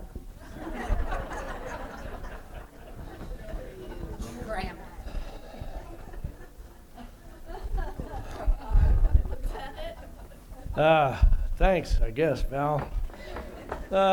Your participation here has been somewhat helpful. But regardless, I now have a pretty good idea who murdered Dirk Carlton. However, there's just one more thing I want to do before I take the suspect into custody. Now, I want you all to go to where you were right before Professor Carlton was killed. And What will that prove? bear with me, I'll show you. Professor Carlton, will you stand in for your brother, please? What I want to do is I want to recreate the events right before I arrived. Now, where was the lectern? Dr. Carlton, right? Or Dr. Vanderveer, right there? Okay, good, all right. Now, Rusty, your synopsis was really helpful, so I want to make use of it again if it's okay with you. Absolutely. Okay, well, hang on to it. I'm going to take a look at those notes in just a minute, all right? Sure. Now, let's see here. All right, I'm going to take the action from when I first came in. Of course, the body was here. And speaking of that, can you bring up a couple more chairs? I'm going to need 3 chairs here, please. All right, good. Thank you. All right, so I came in. Carlton was there. I examined the wound, and then Rusty and Val helped search the prime suspects. Now, the witnesses in the audience helped me ascertain that they all had opportunity. They had left their seats at one time or another, and none of them convinced me that they couldn't or didn't. So at that point, Dr. Vanderveer offered to have the museum guards take the stretcher and remove Dr. Carlton. And when they arrived, Miss Newman, would you come here and help me out here? You came once more to the body, if you would. If you insist. Oh, I do. I was very upset. I'm sure you were. So have a seat. Now, Professor Carlton's body was taken to the office after Miss Newman came up. And let's see here. The other prime suspects came back from the dressing rooms, and we all questioned them. And at that point, I pretty much determined, after piecing together what they saw, what you helped me find out, and my own observations, I now know without a doubt who murdered Dirk Carlton. Lieutenant Morrow, don't keep us in suspense. Who did it? Easy, Rusty, easy. Before I name the killer, I want to tell you how I came to my conclusion. Now, Miss Newman, you may go back to where you were sitting. Val and Tony, I want you to secure the exits, please. Now, when a murder is first committed, I first want to examine the motives of the person who did away with the individual. A motive to commit murder. What could it be? Could we agree? We shall see. A motive to commit murder. What could we find? A devious mind, one of a kind? Could it be love or hatred? Don't look at their eyes. Could it be love or hatred lying beneath their disguise? Let's take a look at the motives of love or hatred here for a second. First, we have Mrs. Carleton, the wife of the man who discovered the tomb of Menkaure. And she was suspecting him of having a, personal relationship with his assistant, Elena Newman. And she was getting ready to file for divorce.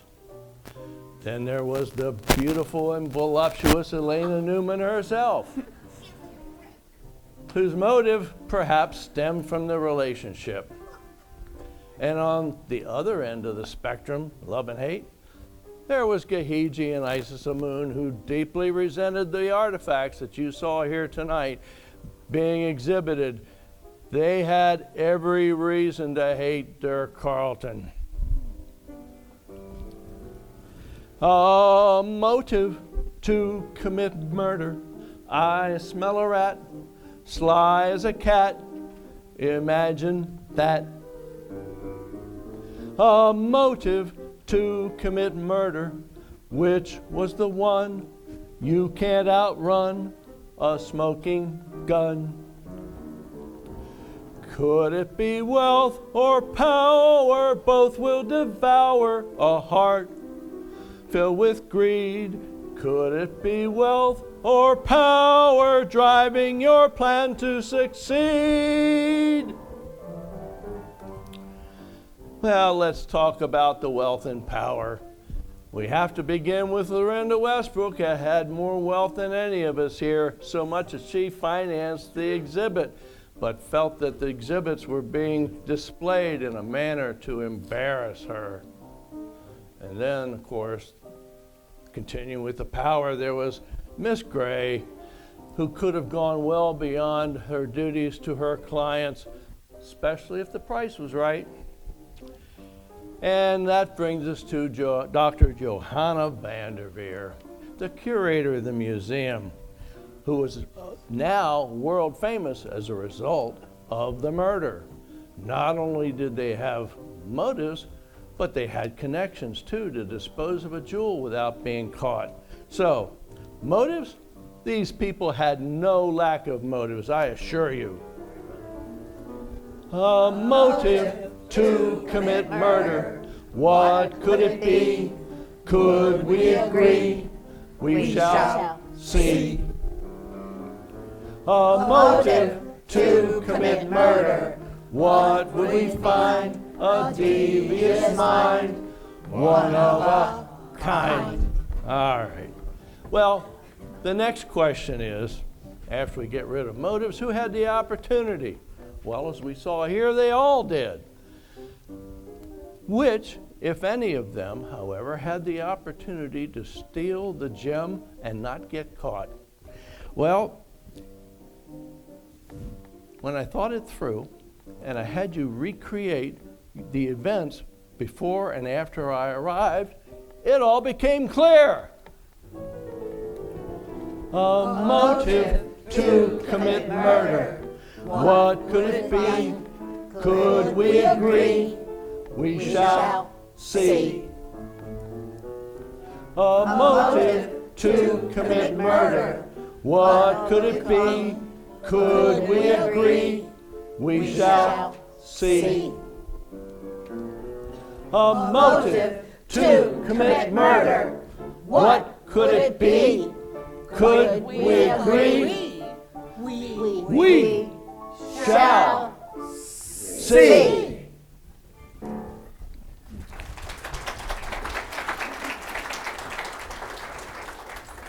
Lieutenant, you have deduced where the eye of Uajit is hidden? Yes, I have, Mr. Amun. And it may surprise you and everyone here when I tell you it's just a few feet from us. Oh, it's you.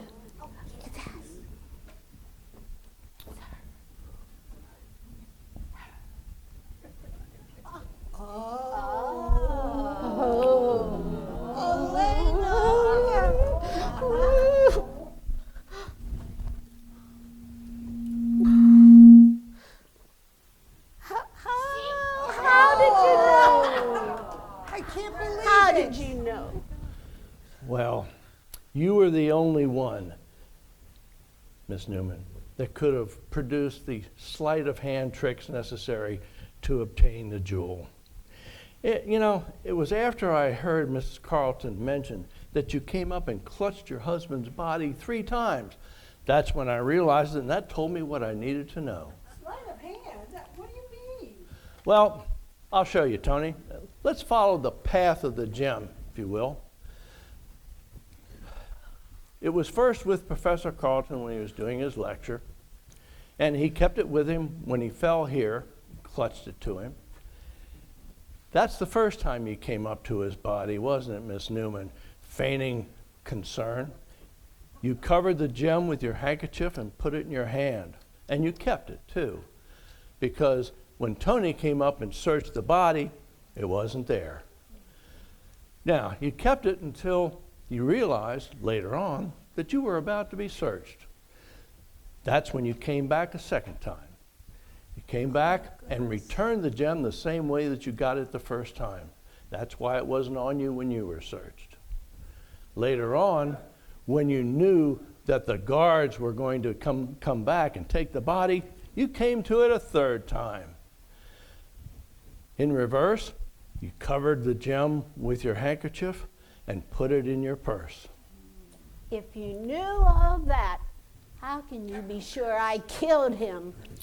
Well, I'd zeroed in on you, Miss Newman, after I overheard 2 conversations here tonight. What were they? Well, the first one was actually between Betty and Professor Carlton. Betty was talking about how she wanted to get out from underneath of the shadow of Rusty at the Sentinel. And that made me think, what about you? What must you have felt like working all those years with Professor Carlton and getting no credit whatsoever? Then it was your conversation with Professor Carlton later on where you said you wanted to be the first woman archaeologist to lead an exhibition. And that also gave you the motive to steal the gem. You could then sell it to finance your expedition. Oh. I'm right, aren't I? You might as well admit it, because possession of the gem is hard evidence that you're our murderer, or murderess, if you prefer. Well, I prefer murderess, of course. Doesn't make any difference. You're the one. And? Envy. You murdered my brother out of envy. I hadn't planned to kill your brother.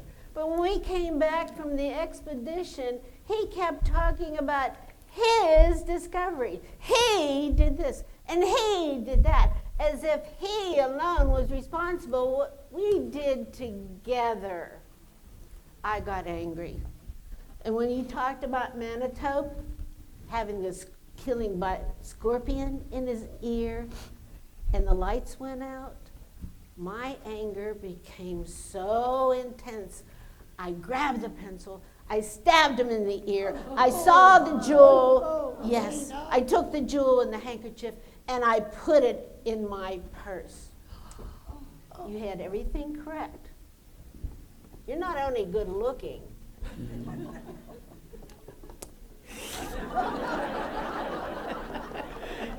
but you're clever. That's what they pay me for. Elena Newman, I'm putting you under arrest for the murder of Dirk Carlton. Oh. Watch her, Val, she's slippery. I have one last request. And what is that? Well, I'm married after all. I know. I took one last picture of Mankara's outer sarcophagus. It is an image of beauty. I would like to look at that image one more time. It is so glorious.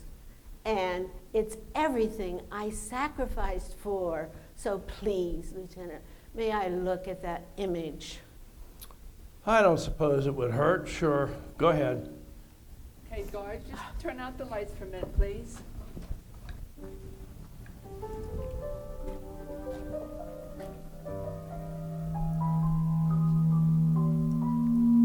Beware the curse of Mankara, reigning for 5,000 years. Beware the curse of Mankara. Woe to those who interfere. Beware the curse of Mankara. Behold, the warning is clear. Hear the desert voices like serpents in the wind. Feel the wrath of Pharaoh as he lives again. You're so kind, so very kind. But you're too soft-hearted for your own good. Now get back. Get over there. Over there. Put your hands up. And don't you move. Nobody. I've been on a lot of dangerous expeditions, and I know how to shoot this thing. So, Holloway, up, up. Over there, up, up. And you, Lieutenant, you're so clever, aren't you? Yeah.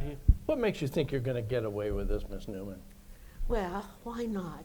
You told me I was a good magician. Yes. And I have a disappearing trick to show you. Ready? Yeah. Oh! Oh my goodness. Where'd she go? Anybody see her? Lights, lights, lights, lights. We have the lights, Dr. Vanderveer. The guards, turn on the lights. Guards. Rusty, good job. Smart move, Miss Newman. But Betty Lang was even smarter. Thanks to her strobe flash, we saw where you went. So come out with your hands up. And I'll take that weapon from you. Even Houdini blew his last trick, and we blew that one. Hands behind your back.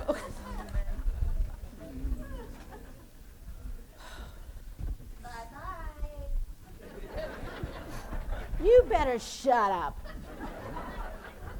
I guess we won't be working anymore, will we?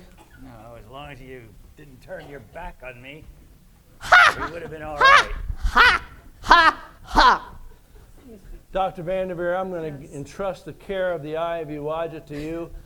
In addition to the museum, I'm going to need it for trial for Elena Newman, so watch for it. And I am going to give it to Tony because Tony will take good care of it. Like to go out. And thank you all. I'm going to take your comment sheets with me.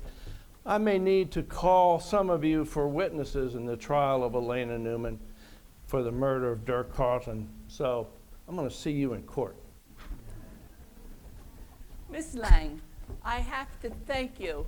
Without your work, this never would have happened. The Hamilton Museum is forever in your debt. Firing the flash unit was just instinctive, Dr. Vanderveer.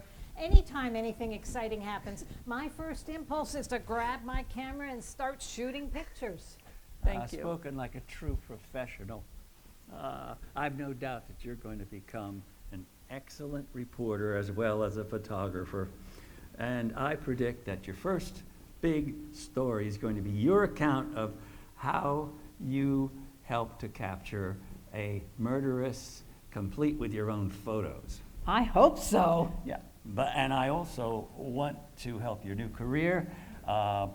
When I complete my excavation of Mankara's tomb, I'm going to give you exclusive rights to the story worldwide. Wow, that's great. Oh, Betty, could I write the captions for your pictures? Sure, Rusty. Thank you. Oh, thank you. If you learn to spell Mankara. But there is one condition to my promise. Oh, yeah? To cover the event properly, you're going to have to be in Egypt with me. I think that can be arranged. Hey, the lights. Okay. Guards, turn off the lights.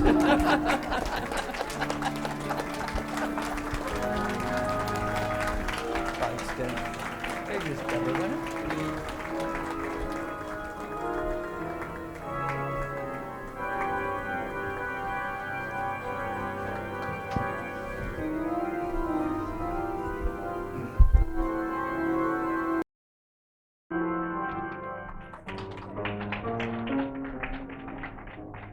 Monsters and murderers and madmen, crawling, creeping, lurking all about. Monsters and murderers and madmen, love to hear you scream and shout. Monsters and murderers and madmen, moaning, groaning, howling at the moon. Monsters and murderers and madmen, coming for you very soon.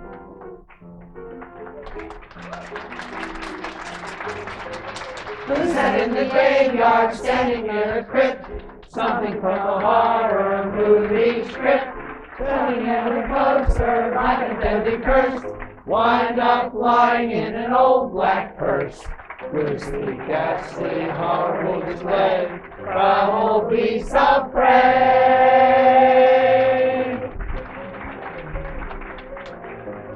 Monsters and murderers and madmen, drive you to your cemetery plot. Monsters and murderers and madmen, a horribly distinguished lot.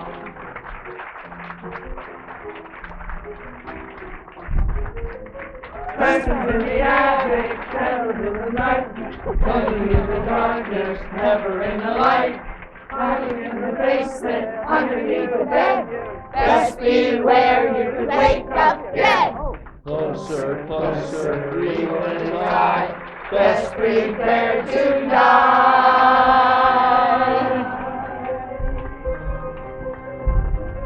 Monsters and murderers and madmen, hauling, killing, running all about.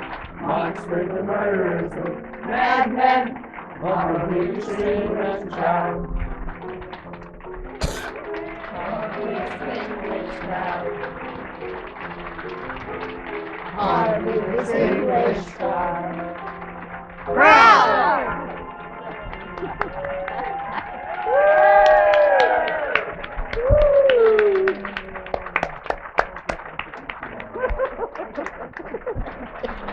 We did it. We did it.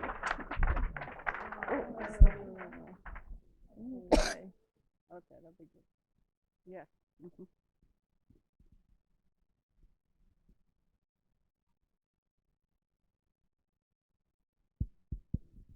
Good afternoon. It's on. Hello. Good afternoon, everyone. Thank you all for coming out. We appreciate your support. From the cast to working the lights and the sound to the musicians here, a lot of long hours, hard work and effort went into it. So if we could have another round of applause for everyone.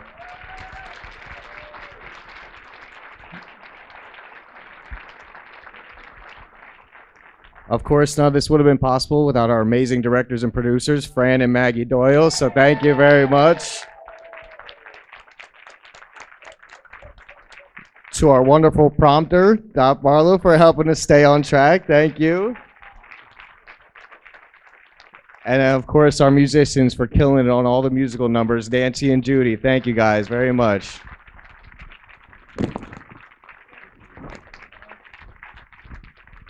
We hope you all enjoyed yourselves, and for the donations you made, they're going to be put to a good cause, again, for our scholarship fund and our outreach committee. We hope you all enjoyed yourselves, and we hope to see you all at the next one. Get home safe. Thank you.